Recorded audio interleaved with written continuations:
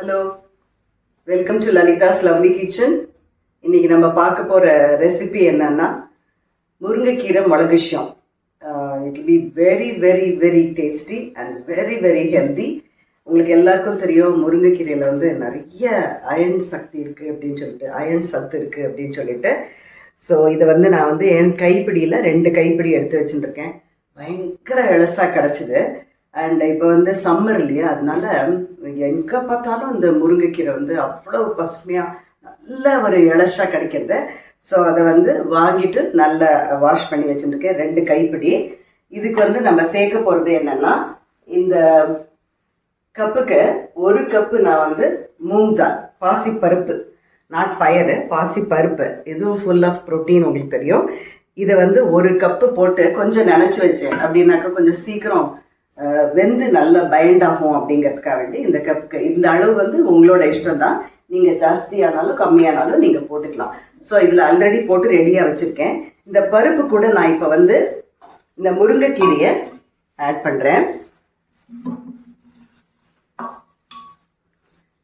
அதுக்கப்புறம் அதுக்கு தேவையான உப்பு. இது ரொம்ப ரொம்ப ஈஸி பண்ணுறதுக்கு. பட் எவ்வளோ இதில் விட்டமின்ஸ் இருக்குது, எப்படி நம்மளுக்கு ரொம்ப ஹெல்ப் ஆகுது அப்படிங்கிறது தான் இதில் பாயிண்ட்டு. ஸோ இதுக்கு தேவையான உப்பு அதோட சேர்த்துட்டேன். இதுக்கு தேவையான வெல்லத்தை, இதில் ஒரு துவப்பு இருக்கும் முருங்கைக்கீரையில், அதனால எல்லாத்தையும் போட்டு கொஞ்சம் நல்லா கலக்கிட்டு நம்ம இதை வேகணும். இது நல்ல ஒரு இந்த குக்கரில் வச்சு ஒரு 3-4 டைம்ஸ் வெந்துவிடுவேன். ஏன்னா இந்த முருங்கைக்கீரை கொஞ்சம் டைம் ஆகும் அப்படின்னு சொல்லிட்டு, அப்போ தான் நல்லா பைண்ட் ஆகும். ஸோ இது சாம்பார் குழம்பு அந்த மாதிரிக்கு பதிலாக இதை நம்ம யூஸ் பண்ண போகிறோம். அரைமுடி தேங்காய் எடுத்துட்டு இருக்கேன். இதுக்கு சேர்க்க போகிறது 1 டீஸ்பூன் மிளகு, கொஞ்சம் ஜீரகம், உரப்பும் அவ்வளோதான். கொஞ்சம் ஜாஸ்தி கம்மி நீங்கள் பண்ணிக்கலாம். இது கிரைண்ட் பண்ணி எடுத்துக்கணும். இது நல்லா வேகணும். ஸோ இது 2 ரெடி ஆனப்புறம் என்ன ஆகுதுன்னு பார்க்கலாம். இது பாருங்க, இது வெந்தது கன்சிஸ்டன்சி பாருங்க எவ்வளோ நல்லா வந்திருக்கு. பயத்தம்பருப்பும் நல்லா வெந்திருக்கு, இந்த கீரையும் நல்லா குழஞ்சி வந்துடுது. ஸோ இதை நான் அடுப்பில் வைக்கிறேன். இப்போ திருப்பியும் தேங்காய், மிளகு, ஜீரகம் இந்த 3ஐயும் போட்டு நல்லா அரைச்சிருக்கேன். ஒரு அரைமுடி தேங்காய் எடுத்துகிட்டு இருக்கேன். ஏன்னா இது இன்ஸ்டெட் ஆஃப் குழம்பு யூஸ் பண்ணுறதுனால it should be, the consistency should be very good இல்லையா, அதனால. ஸோ இதையும் இந்த அரைச்சின்னு வந்ததையும் இதோட ஆட் பண்ணிடலாம். இது இப்போ கொதிச்சுட்டு இருக்கும்போது கொஞ்சோண்டு மஞ்சப்பொடி ஆட் பண்ணுறேன். பர்பஸாக அதில் பண்ணல, ஏன்னா ஆல்ரெடி பாசி பருப்பு பொங்கி வழியும். அதனால் இப்போ எல்லாத்தையும் கலந்துட்டு தென் நீங்கள் மஞ்சப்பொடி ஆட் பண்ணாக்க அது பொங்கி வழியாது. ஸோ இது நல்லா கொதிக்கணும். இது அப்படியே கொதிச்சுட்டு இருக்கும்போது நம்ம சைட் பை சைடு இதுக்கு என்ன தாளிச்சு கொட்ட போகிறோமோ அதை ரெடி பண்ணிடலாம். இது நல்லா கொதிக்கட்டும். கொஞ்சம் அந்த மஞ்சப்பொடியோட பச்சை வாசனையும் போகணும். பாருங்க எவ்வளோ நல்லா பைண்ட் ஆகி வந்துட்டுருக்குன்னுட்டு. ஸோ இதுக்கு சைட் பை சைடு நம்ம எப்படி என்னெல்லாம் தாளிச்சு கொட்டுறது அப்படிங்கிறத பார்க்கலாம். இப்போ இதில் கடுகும் ஜீரகமும் போடுறேன்.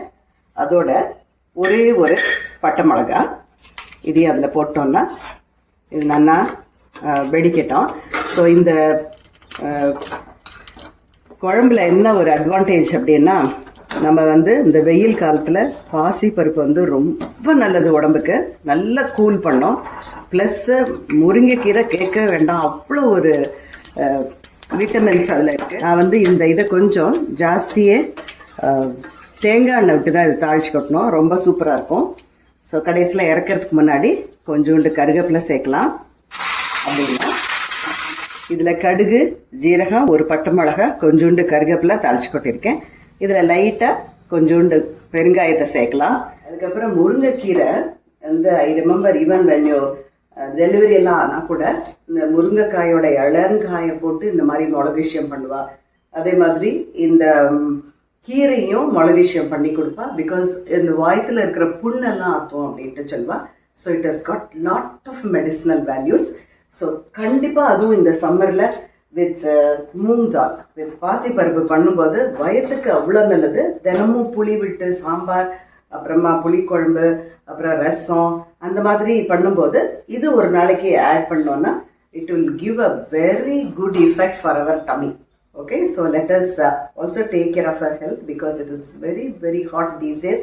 So this is going to help us to live healthy. I hope you like this recipe. இதெல்லாம் ரொம்ப ancient, like people use to use it. நம்ம இதெல்லாம் இப்போ மறந்தே போயிட்டோம். முருங்கைக்கீரை அது எடுக்கிறதே கஷ்டம், அது வந்து க்ளீன் பண்ணுறது கஷ்டம் அப்படின்னு சொல்லிட்டு we just avoid. But it is very, very, very, very good. Let me tell you. Let me meet you in the next lovely video. Bye-bye.